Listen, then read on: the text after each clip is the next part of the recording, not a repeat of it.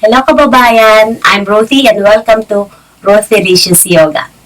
So, kung kayo po ay may mga nararamdaman ng mga pananakit sa balakang, lower back, yung hita o itong ating legs at shoulders, so you are in good luck dahil I will give you a yoga tutorial kung paano ma-relief yung mga pananakit natin sa katawan. Ito po ay good yoga flow whose work requires you to stand for a long time or sit for a long time. This is my go-to yoga practice pag gusto ko ma-relief ang mga pananakit sa aking katawan. So, if you are ready, come and join me in your mat. So, let's start our practice with child pose. So, meron hong iba-ibang variation ng child pose at modified child poses. So, sa akin po, dahil kaya ko naman na spread. So, ang modified ko ay you bring your toes together. So, ito pong toes natin. Ganyan po. And you can bring your knees as wide as you can. Pwedeng as wide as the mat. Sa akin, comfortably ito. And you bring your tailbone towards your heels. So, ganyan ho. Sa akin. Pero doon sa iba, kung hindi available sa inyo yung ganitong position, maybe hanggang ganito lang o ganito, pwede po. So, this pose will require you to bring your forehead to the mat. Pero kung hindi abot, kasi sa iba, lalo sa akin, lalo nung una, at kahit ngayon, dahil itong ating mga belly ay lagi in the way. Yan ang pumipigil sa atin to reach our goal doon. Be patient with yourself. So, pwede kayong gumamit ng blocks for modification or kung meron kayong libro o blanket, gamitin nyo yun. So child pose. Bring your toes together or knees together or as wide as the mat. And bring your chest towards the mat, your hands forward. So, ganito po. And your head on the mat. Pressing down on the mat. Relax your shoulders away from your ears. Okay lang po kung ang inyong tailbone ay hindi aabot sa inyong heels o sako. Okay lang po yung huwag kayong mag-alala. And breathe. Connect your breathe. Connect to your breathing. And be mindful of your breathing. So, dito pa lang, mararamdaman nyo na yung lower back nyo at yung hips nyo ay na-stretch. So, this is our goal. And breathe into that stretch. When I say breathe into that stretch, imagine niyo po na yung lower back niyo, kung nandun yung stress or yung pain, your tension, you imagine that you are breathing into it, go through it. Imagine na may light na lumalabas doon sa part na yun, releasing that tension. So breathe in and breathe out to let go. Take one more deep breath. Inhale. Exhale. And then bring your left hand on top of your right hand. So, ganito po. And breathe again. Connect your breathing. Connect with your breathing. So, here you can feel the stretch sa side body nyo. And release the tension. So breathe. Inhale. Exhale.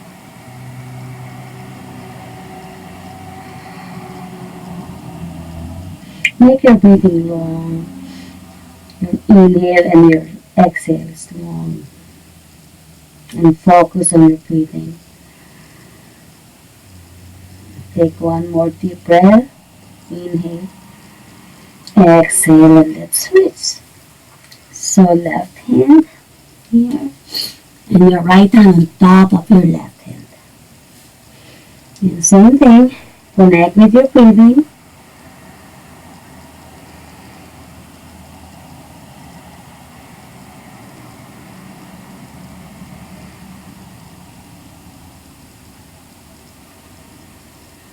Take one more deep breath. Inhale. And exhale. And then come to center. Balik tayo dito sa pose na to. Now from here, bring your right arms or your right hand underneath your left shoulder. This is threading the needle. And then if you can bring your right ear to the mat, that will be perfect. So make sure that you are still connecting with your breathing. And if you want to deepen this pose, you can slide your the arms that is underneath your left hand, your shoulder. You can slide it forward for a deeper stretch, and this left hand farther from you towards the top of the mat. And you can feel more sensation. Inhale. Exhale. Last one. Inhale. Exhale, and let's twist. So left arm underneath your right shoulder. Left ear on the mat. And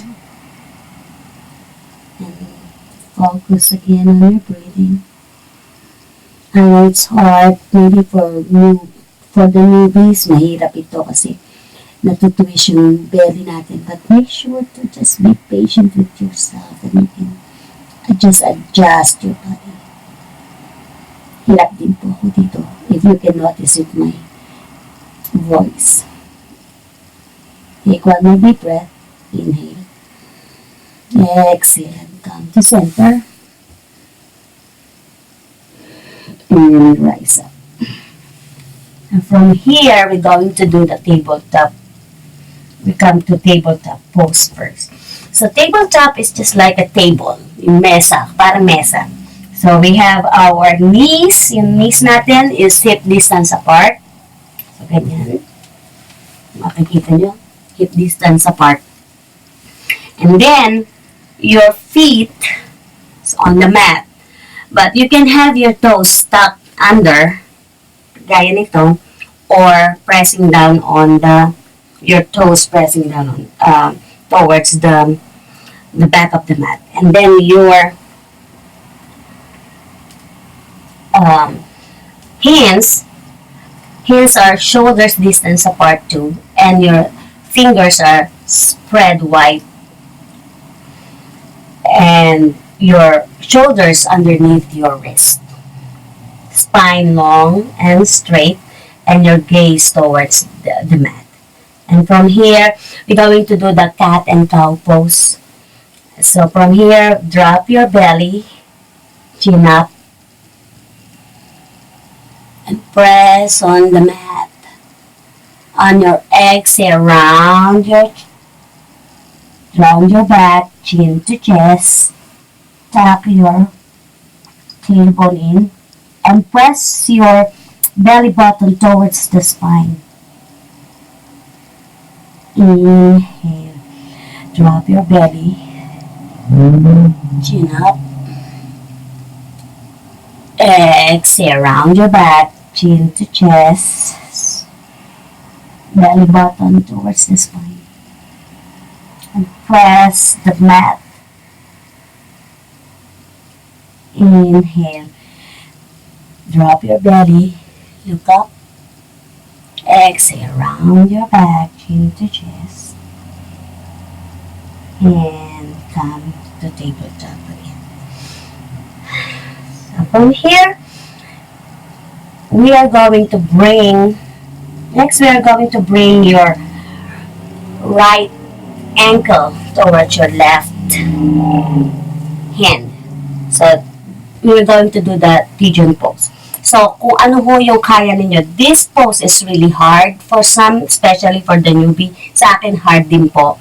So, this is a hip opener pose. So, from here, yung left legs nyo, yung left leg nyo, slide nyo lang backwards so that you can have your tailbone to the mat. Pero, it's impossible for you to have your tailbone really press sitting on the mat. So, kung mapapansin nyo sa akin, hindi ganon. I cannot even feel my tailbone really pressing down on the mat. But the concept is for the tailbones really going towards the mat. So make sure that your pelvis is neutral. So square, pointing facing towards the end of the mat. So here, make sure your spine is long and straight, and your the crown of your head is pointing towards the sky. So this is one of the pose. So here, breathe. Inhale, exhale. If you want this pose, want to deepen this pose, you can bring your hand up, your hands forward, or your forearms on the mat, or you can have your hands straight forward and breathe. One more thing, make sure that your right foot is flexed to protect your knee. So breathe here. Inhale. Exhale.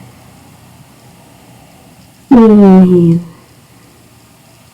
Exhale. Last one. Inhale. And exhale. And rise up. And let's switch. Stop your toes. And lift. And then bring your knees to the mat. Now let's bring the other ankle, the left ankle, towards the right hand, and your right legs, you just slide it back to straighten your right leg. So, sometimes yung mararamdaman nyo hindi balance yung pakiramdam nyo. Mas madali do sa right or sa left and vice versa, right? So, ganun talaga yung body natin. So, there's nothing wrong with you. Ganun po talaga yung ng build ng katawan natin. So, yung dominant side ng ating katawan, usually yun ang masakit, or maaaring sa inyo ay yun ang okay. So, hindi laging balance. So, the same thing, have a straight spine. Make sure it's long and straight. And press your belly towards your spine. Shoulders relax. Inhale, exhale. And likewise, if you did it on the other side, kung gusto niyo na deepen, forearms on the mat, or straight arms and head on the mat. And inhale, exhale. So connect with your breathing. Focus on your breathing and the sensation.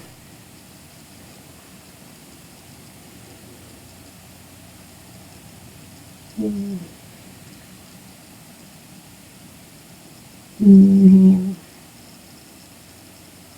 exhale. Last one, inhale, exhale. And back up. From here, bring your right leg in front of you. Send your legs long, toes pointing towards the sky. From here, pull the flesh away from your tailbone. And square your pelvis. Make sure that your rib cage are away from your pelvis and shoulders. Relax and away from your ears. Your head, the crown of your head towards the sky. So from here, bring your hands up overhead on your exhale, hinging from your hip creases or your mula dito sa inyong bewang.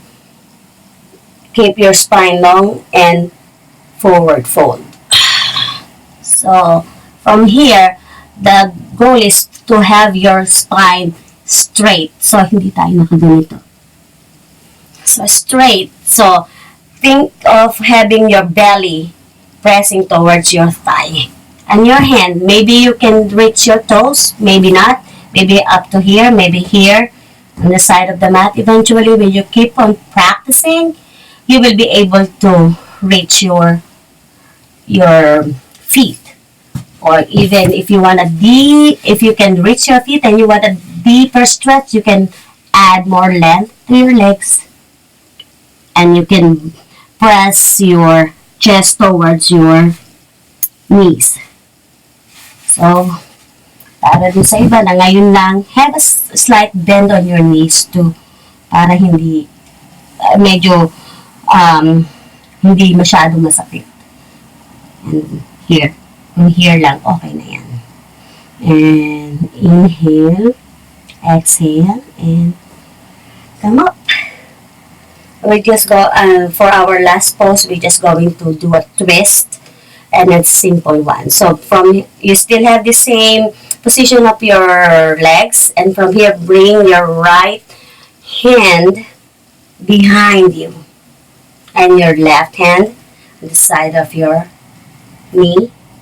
And twist. You are twisting through the upper, through your waist. So your pelvis is still flat and square, facing towards the top of your mat. Only yung upper body mo lang ang nagtutwist. Okay? So like this. So make sure that your spine is still long and straight. And you can look over your shoulder if your neck will allow it. Kung hindi, okay lang. Basta make sure that you're not going to hurt your neck. So inhale, lengthen, exhale, deepen your twist. One more time. Inhale, deepen, exhale. And last one. Inhale, lengthen, exhale, deepen, and release. Next side, the other side. Left hand behind you, right hand on the side of your knee, and twist. Inhale, lengthen, exhale, deepen. Inhale, lengthen, exhale, deepen. Last one. Inhale, exhale, deepen, and release. So, yun lang po, mga kababayan. I hope it will help you really, help you with your pain. And if you like this, if you like what you feel right now, please like my YouTube channel, or if you have not subscribed yet, please subscribe and leave a comment. Thank you. Namaste.